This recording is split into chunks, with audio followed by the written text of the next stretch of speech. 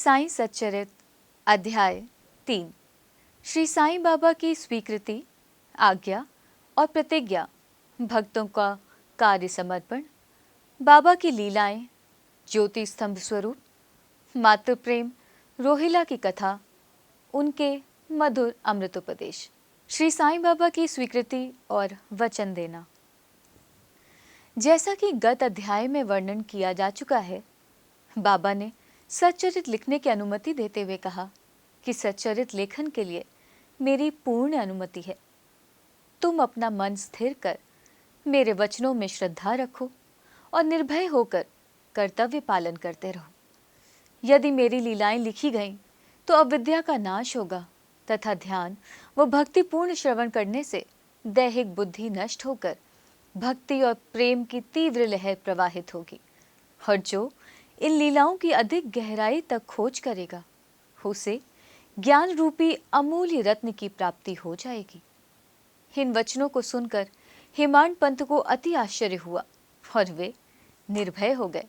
उन्हें दृढ़ विश्वास हो गया कि अब कार्य अवश्य ही सफल होगा।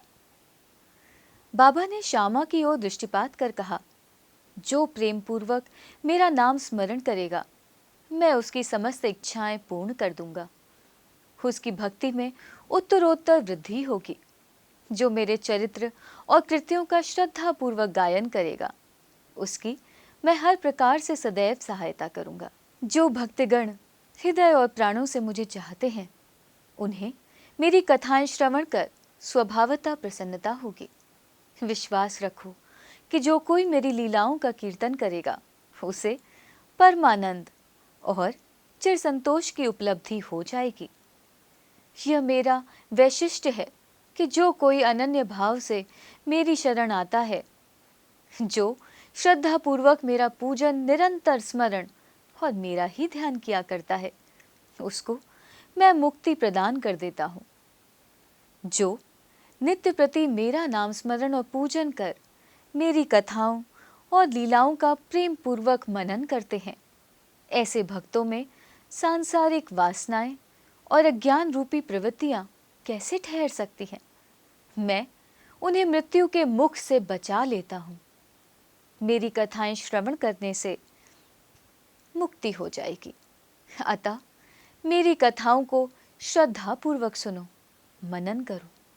सुख और संतोष की प्राप्ति का सरल मार्ग ही यही है। इससे श्रोताओं के चित्त को शांति प्राप्त होगी, और जब ध्यान प्रगाढ़ और विश्वास दृढ़ हो जाएगा तब अखंड चैतन्य घन से अभिन्नता प्राप्त हो जाएगी। केवल साईं साईं के उच्चारण मात्र से ही उनके समस्त पाप नष्ट हो जाएंगे। भिन्न भिन्न कार्यों की भक्तों को प्रेरणा। भगवान अपने किसी भक्त को मंदिर, मठ, किसी को नदी के तीर पर घाट बनवाने, किसी को तीर्थ पर्यटन करने और किसी को भगवत कीर्तन करने एवं भिन्न भिन्न कार्य करने की प्रेरणा देते हैं। परंतु उन्होंने मुझे साईं सच्चरित लेखन की प्रेरणा की। किसी भी विद्या का पूर्ण ज्ञान न होने के कारण मैं इस कार्य के लिए सर्वथा अयोग्य था। अतः मुझे इस दुष्कर कार्य का दुस्साहस क्यों करना चाहिए? श्री साईं महाराज की यथार्थ जीवनी का वर्णन करने का सामर्थ्य किसमें है? उनकी कृपा मात्र से ही कार्य संपूर्ण होना संभव है। इसलिए जब मैंने लेखन प्रारंभ किया तो बाबा ने मेरा अहम नष्ट कर दिया और उन्होंने स्वयं अपना चरित्र रचा। अतः इस चरित्र का श्रेय उन्हीं को है, मुझे नहीं। जन्मतः ब्राह्मण होते हुए भी मैं दिव्य चक्षु विहीन था। अतः साईं सच्चरित लिखने में सर्वथा अयोग्य था। परंतु श्री हरि कृपा से क्या संभव नहीं है? मूक भी वाचाल हो जाता है और पंगु भी गिरवर चढ़ जाता है। अपनी इच्छा अनुसार कार्य पूर्ण करने की युक्ति वे ही जाने। हारमोनियम और बंसी को यह आभास कहाँ कि ध्वनि कैसे प्रसारित हो रही है? इसका ज्ञान तो वादक को ही है। चंद्रकांत मणि की उत्पत्ति और ज्वार भाटे का रहस्य मणि अथवा उदधि नहीं, वरन शशि कलाओं के घटने बढ़ने में ही निहित है। बाबा का चरित्र। ज्योति स्तंभ स्वरूप समुद्र में अनेक स्थानों पर ज्योति स्तंभ इसलिए बनाए जाते हैं जिससे नाविक चट्टानों और दुर्घटनाओं से बच जाएं और जहाज को कोई हानि ना पहुंचे। इस भवसागर में श्री साईं बाबा का चरित्र ठीक उपर्युक्त भांति ही उपयोगी है। वो अमृत से भी अति मधुर और सांसारिक पथ को सुगम बनाने वाला है। जब वो कानों के द्वारा हृदय में प्रवेश करता है तब दैहिक बुद्धि नष्ट हो जाती है और हृदय में एकत्रित करने से समस्त कुंचकाएं लोप हो जाती हैं। अहंकार का विनाश हो जाता है तथा बौद्धिक आवरण लुप्त होकर ज्ञान प्रकट हो जाता है। बाबा की विशुद्ध कीर्ति का वर्णन निष्ठापूर्वक श्रवण करने से भक्तों के पाप नष्ट होंगे। अतः यह मोक्ष प्राप्ति का भी सरल साधन है। सतयुग में शम तथा दम, त्रेता में त्याग, द्वापर में पूजन और कलयुग में भगवत कीर्तन ही मोक्ष का साधन है। यह अंतिम साधन चारों वर्गों के लोगों को साध्य भी है। अन्य साधन योग, त्याग, ध्यान, धारणा आदि आचरण करने में कठिन है, परंतु चरित्र तथा हरि कीर्तन का श्रवण तो अत्यंत ही सुलभ है। केवल उन पर ध्यान देने की ही आवश्यकता है। कथा श्रवण और कीर्तन से इंद्रियों की स्वाभाविक विषयासक्ति नष्ट हो जाती है और भक्त वासना रहित होकर आत्म साक्षात्कार की ओर अग्रसर हो जाता है। इसी फल को प्रदान करने के हेतु उन्होंने सच्चरित की रचना कराई। भक्तगण अब सरलता पूर्वक चरित्र का अवलोकन करें और साथ ही उनके मनोहर स्वरूप का ध्यान कर गुरु और भगवत भक्ति के अधिकारी बने तथा निष्काम होकर आत्म साक्षात्कार को प्राप्त हो। साईं सच्चरित का सफलतापूर्वक संपूर्ण होना ये साईं महिमा ही समझे। हमें तो केवल एक निमित्त मात्र ही बनाया गया है। मातृ प्रेम। गाय का अपने बछड़े पर प्रेम सर्वविदित ही है। उसके स्तवन सदैव दुग्ध से पूर्ण रहते हैं और जब भूखा बछड़ा स्तन की ओर दौड़ कर आता है तो दुग्ध की धारा स्वतः प्रवाहित होने लगती है। उसी प्रकार माता भी अपने बच्चे की आवश्यकता का पहले से ही ध्यान रखती हैं और ठीक समय पर स्तनपान कराती हैं। वो बालक का श्रृंगार उत्तम ढंग से करती हैं, परंतु बालक को इसका कोई भान ही नहीं होता। बालक के सुंदर श्रृंगार आदि को देखकर माता के हर्ष का पारावार नहीं रहता। माता का प्रेम विचित्र, असाधारण और निस्वार्थ है, जिसकी कोई उपमा नहीं है। ठीक इसी प्रकार सद्गुरु का प्रेम अपने शिष्य पर होता है। ऐसा ही प्रेम बाबा का मुझ पर था।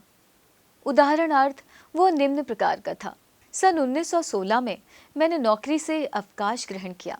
जो पेंशन मुझे मिलती थी वो मेरे कुटुंब के निर्वाह के लिए अपर्याप्त थी। उसी वर्ष की गुरु पूर्णिमा के दिवस मैं अन्य भक्तों के साथ शिरडी गया। वहां अन्ना चिंचिड़ी करने स्वतः ही मेरे लिए बाबा से इस प्रकार प्रार्थना की, इन पर कृपा करो। जो पेंशन इन्हें मिलती है वो निर्वाह योग्य नहीं है। कुटुंब में वृद्धि हो रही है। कृपया और कोई नौकरी दिला दीजिए ताकि इनकी चिंता दूर हो जाए और ये सुखपूर्वक रहें। बाबा ने उत्तर दिया कि इन्हें नौकरी मिल जाएगी, परंतु अब इन्हें मेरी सेवा में ही आनंद लेना चाहिए। इनकी इच्छाएं सदैव पूर्ण होंगी। इन्हें अपना ध्यान मेरी ओर आकर्षित कर अधार्मिक तथा दुष्टजनों की संगति से दूर रहना चाहिए। इन्हें सबसे दया और नम्रता का बर्ताव और अंतःकरण से मेरी उपासना करनी चाहिए। यदि ये इस प्रकार आचरण कर सकें तो नित्यानंद के अधिकारी हो जाएंगे। रोहिला की कथा।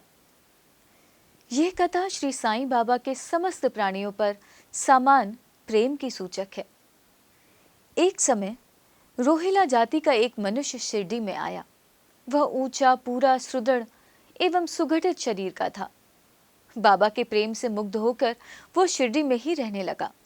वो आठों प्रहर अपनी उच्च और कर्कश आवाज में कुरान शरीफ के कलमे पढ़ता और अल्लाह अकबर के नारे लगाता था।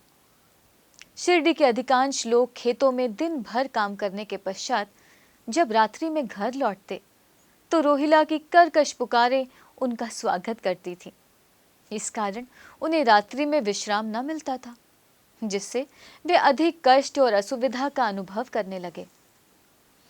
कई दिनों तक तो वो मौन रहे, परंतु जब कष्ट असहनीय हो गया तब उन्होंने बाबा के समीप जाकर रोहिला को मनाकर इस उत्पात को रोकने की प्रार्थना की। बाबा ने उन लोगों की इस प्रार्थना पर ध्यान न दिया।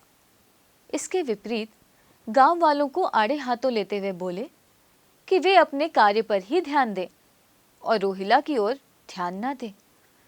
बाबा ने उनसे कहा कि रोहिला की पत्नी बुरे स्वभाव की है तथा वो रोहिला को और मुझे अधिक कष्ट पहुंचाती है, परंतु वो उसके कलमों के समक्ष उपस्थित होने का साहस करने में असमर्थ है और इसी कारण वो शांति और सुख में है। यथार्थ में रोहिला की कोई पत्नी नहीं थी। बाबा का संकेत केवल कुविचारों की ओर था। अन्य विषयों की अपेक्षा बाबा प्रार्थना और ईश आराधना को महत्व देते थे। अतः उन्होंने रोहिला के पक्ष का समर्थन कर ग्रामवासियों को शांतिपूर्वक थोड़े समय तक उत्पात सहन करने का परामर्श दिया। बाबा के मधुर अमृतोपदेश। एक दिन दोपहर की आरती के पश्चात भक्तगण अपने घरों को लौट रहे थे। तब बाबा ने निम्नलिखित अति सुंदर उपदेश दिया।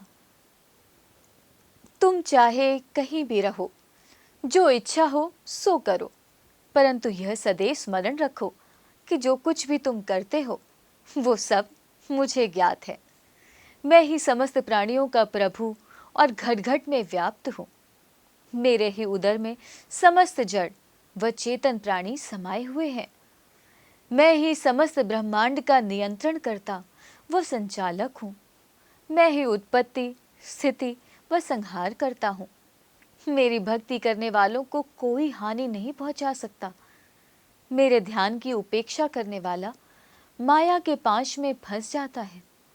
समस्त जंतु, चींटियां तथा दृश्यमान, परिवर्तनमान और स्थायी विश्व ही मेरे स्वरूप हैं। इस सुंदर तथा अमूल्य उपदेशों को श्रवण कर मैंने तुरंत यह दृढ़ निश्चय कर लिया कि अब भविष्य में अपने गुरु के अतिरिक्त अन्य किसी मानव की सेवा ना करूंगा। तुझे नौकरी मिल जाएगी। बाबा के इन वचनों का विचार मेरे मस्तिष्क में बार बार चक्कर काटने लगा। मुझे विचार आने लगा, क्या सचमुच ऐसा घटित होगा? भविष्य की घटनाओं से स्पष्ट है कि बाबा के वचन सत्य निकले और मुझे अल्पकाल के लिए नौकरी मिल गई। इसके पश्चात मैं स्वतंत्र होकर एक चित्त से जीवन पर्यंत बाबा की ही सेवा करता रहा। इस अध्याय को समाप्त करने से पूर्व मेरी पाठकों से विनम्र प्रार्थना है कि वे समस्त बाधाएं जैसे आलस्य, निद्रा, मन की चंचलता व इंद्रिय आसक्ति दूर कर और एक चित्त हो अपना ध्यान बाबा की लीलाओं की ओर दें और स्वाभाविक प्रेम निर्माण कर भक्ति रहस्य को जाने तथा अन्य साधनाओं में व्यर्थ श्रमित ना हो। उन्हें केवल एक सुगम उपाय का पालन करना चाहिए और वो है श्री साईं लीलाओं का श्रवण। इससे उनका अज्ञान नष्ट होकर मोक्ष का द्वार खुल जाएगा। जिस प्रकार अनेक स्थानों में भ्रमण करते हुए भी लोभी पुरुष अपने गड़े हुए धन के लिए सतत चिंतित रहता है, उसी प्रकार श्री साईं को अपने हृदय में धारण करो। अगले अध्याय में श्री साईं बाबा के शिरडी आगमन का वर्णन होगा। श्री सद्गुरु साईनाथ अर्पणमस्तु। शुभम भवतु।